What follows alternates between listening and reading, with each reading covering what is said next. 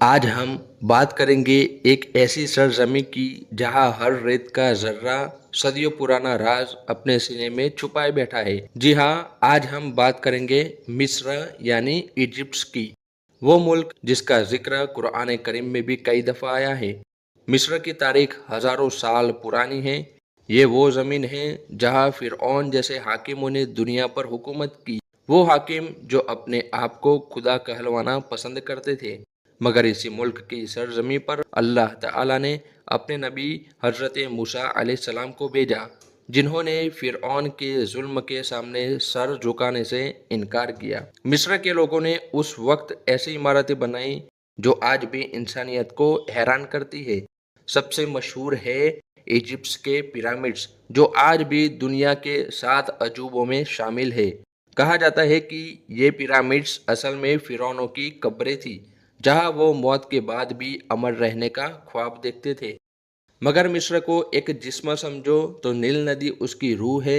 यही नदी सदियों से मिस्र की जिंदगी बनी हुई है।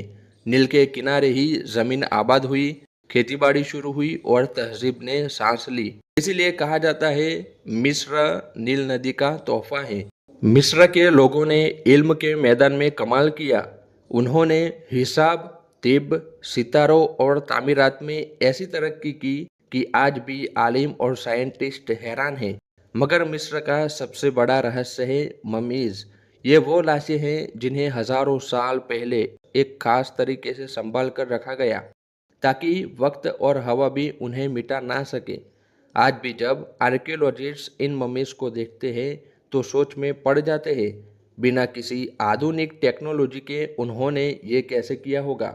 आज का मिस्र एक मॉडर्न मुल्क है, लेकिन वहाँ की रेत, मस्जिदें, नील नदी और वो पुराने पिरामिड्स अब भी उसके शानदार अतीत की गवाही देते हैं।